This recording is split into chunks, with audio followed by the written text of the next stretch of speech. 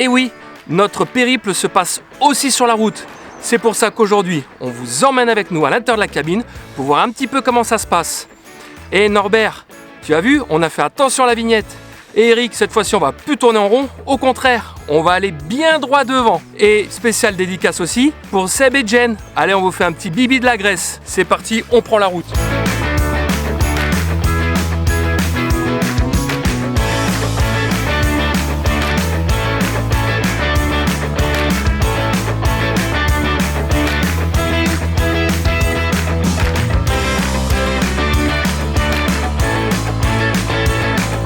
Chaque jour, il faut pouvoir préparer Stern pour pouvoir partir. Alors ça commence le matin, on sait que les jours où on va rouler, il y a toute une petite préparation et ça commence dès le petit déjeuner qui va être un petit peu, alors pas minuté, mais organisé, on va dire, préparé pour que on ne perde pas de temps. Donc ensuite, on va préparer le camion pour le départ avec tout un tas de petits checks, une espèce de checklist préparatif. Fermez bien les volets ou les fenêtres, on vérifie que tout est verrouillé.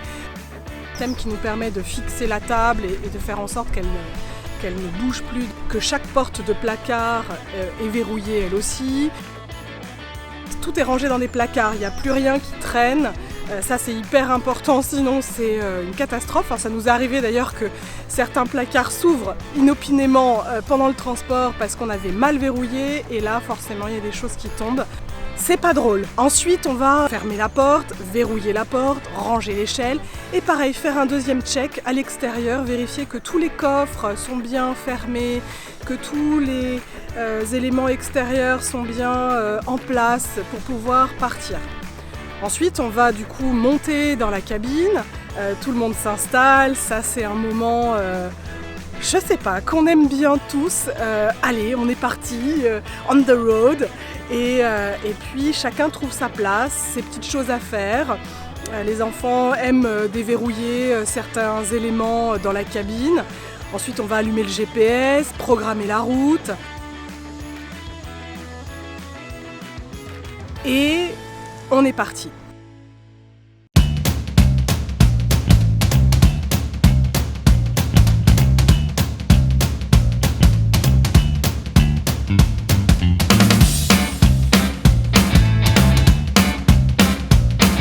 Et là, ben voilà, on va profiter des paysages et puis on va s'arrêter en fonction des visites plus ou moins prévues. On va prendre le temps de faire quelques arrêts.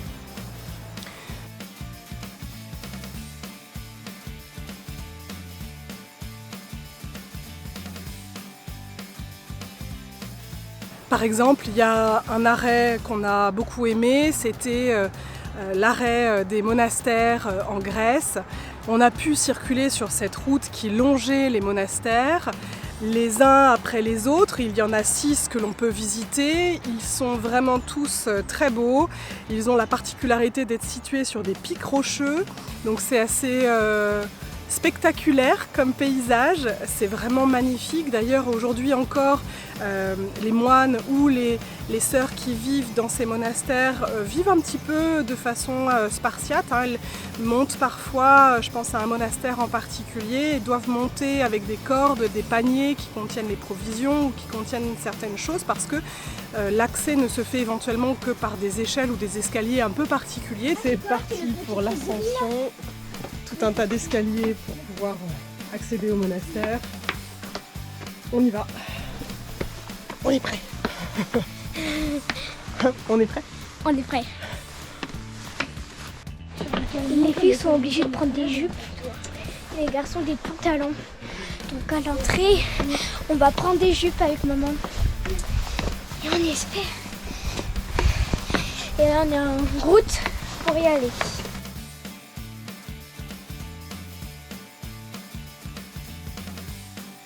Transport en direct, puisque du coup, la difficulté avec ces monastères, du coup, c'est ce que je disais un petit peu plus tôt, c'est l'approvisionnement.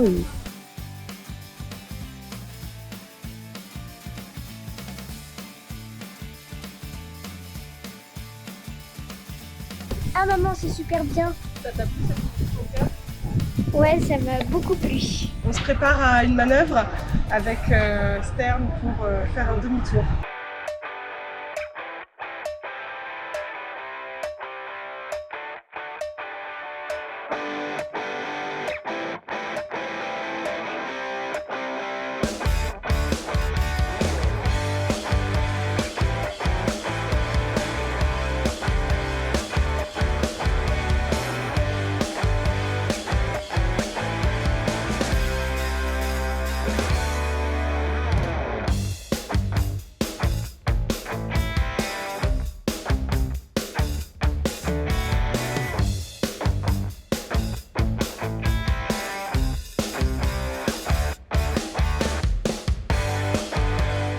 Aussi, quand je parlais tout à l'heure de Delphes avec le camion, on a pu visiter les sites archéologiques qui sont associés à la ville de Delphes, qui était un petit peu l'endroit où vivait la Pythie et qui était avec le temple d'Apollon.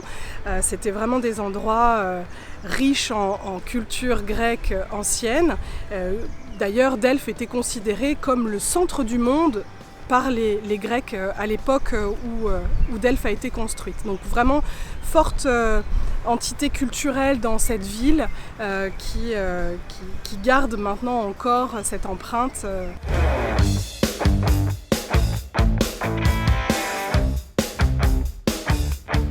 On a pu aussi trouver sur les sites, les endroits où on a pu se garer avec Stern, des spots très chouettes. Ça n'a pas été facile tous les jours parce que justement Stern n'est pas facile à garer, ça on a déjà dit aussi. Bon, du coup ça se confirme, on va pas pouvoir rester, on est pourtant très très bien, mais non, ça va pas le faire. Ils nous ont dit très gentiment qu'il valait mieux qu'on aille sur un autre parking. Donc on va le faire, bien évidemment. Le but n'est pas de braver la loi. Alors vue très sympa tout de même sur ce petit port avec notre bébé juste ici. C'est que nous ne pouvons pas passer n'importe où avec. Et ça, c'est pas simple. Par chance, on est en basse saison et du coup, il n'y a pas grand monde. On aurait souhaité en fait se parquer dans un super spot. D'ailleurs, on y va à pied. Notre bébé ne peut pas y aller. Et je vais tout de suite vous montrer pourquoi. Une branche quand même, on a peu. Et c'est sûr, on ne passera pas, donc... Et là, très clairement, quand je prends l'élan, je saute, je les touche. Donc il faudrait scier cette branche-là. Et comme c'est une propriété privée, on ne peut pas le faire.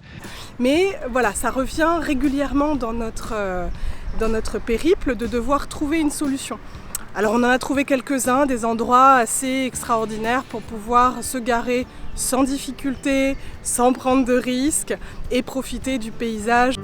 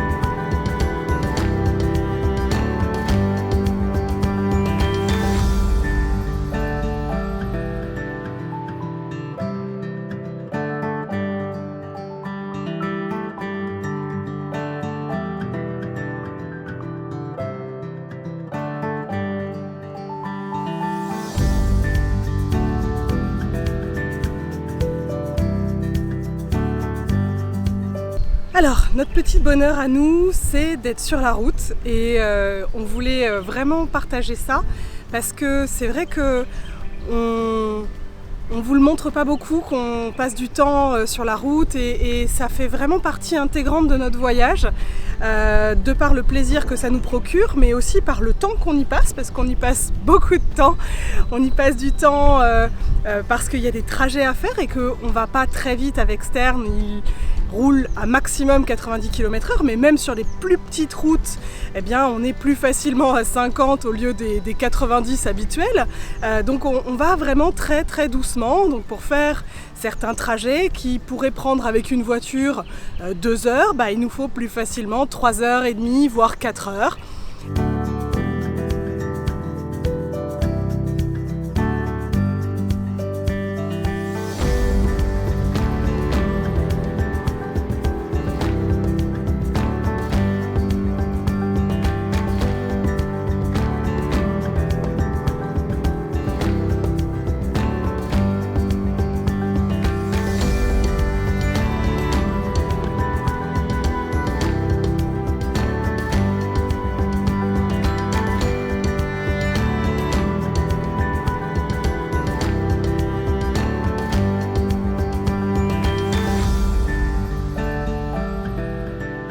Et puis avec les temps de pause par rapport aux enfants, les pauses pipi, tout ça, c'est du temps supplémentaire. Donc on passe vraiment beaucoup de temps dans Stern, mais très très franchement, on aime ça.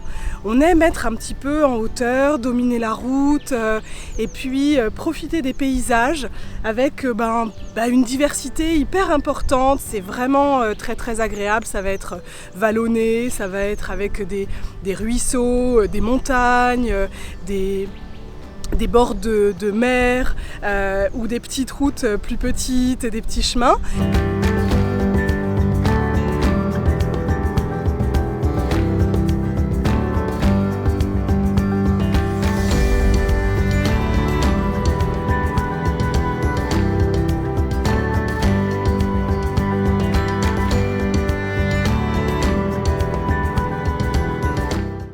C'est la toute petite rue là à droite. Je suis très sérieuse. Interdit aux plus de 5 tonnes. Ah bah ça, oui.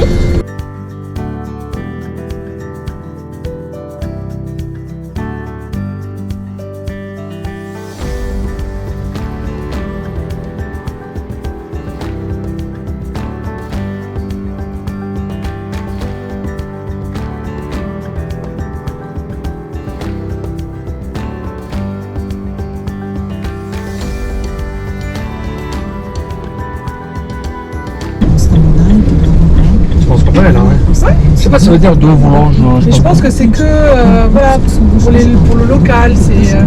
Tu vois, autant le GPS de l'autre côté avec la limite de poids il nous disait qu'on ne pouvait pas y aller, autant là on peut y aller. Faut pas que ce soit un trafic routier. On n'est pas un trafic routier, on est. Ma femme sait lire maintenant le slovène. C'est bon, on peut y aller. Alors, il y a un gros panneau interdit d'y aller, mais enfin non, chérie, t'inquiète.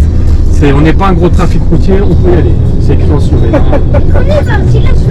Alors parfois justement, ces petits chemins ou ces petites routes qui vont traverser les villes, elles vont être un petit peu compliquées. Je pense particulièrement à un village qu'on a beaucoup aimé qui est Delphes en Grèce, où c'était superbe, on a vu que les bus passaient, donc on s'est dit allez, nous aussi on peut y arriver. Et finalement, voilà, avec l'angle de braquage, il y avait les petites corniches des balcons qui étaient très très proches de Stern. Donc on roulait vraiment extrêmement doucement.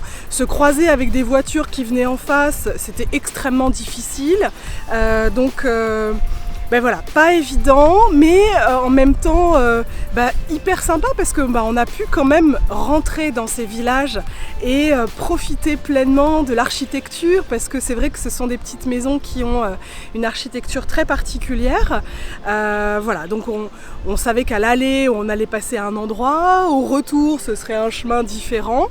Mais voilà, pour nous c'est quelque chose qui est vraiment très agréable de pouvoir à la fois passer partout et en même temps de profiter de jolies petites vues de villages typiques. Mais ça nous donne de temps en temps quand même des sueurs froides. Chaque trajet est un petit peu à anticiper à l'avance, comme on en a déjà parlé dans une vidéo précédente sur la préparation des trajets. Donc voilà pour cette partie que l'on passe sur la route. On comprenait pas quand on entendait un routier qui disait ah j'adore rouler, Quand on le faisait nous à voiture, au bout d'un moment on était fatigué, au bout d'une heure ça tirait un peu le dos, on disait bon c'est pas terrible, vivement qu'on soit arrivé. Mais avec ce genre d'engin on comprend un petit peu maintenant ce que veut dire prendre plaisir à rouler.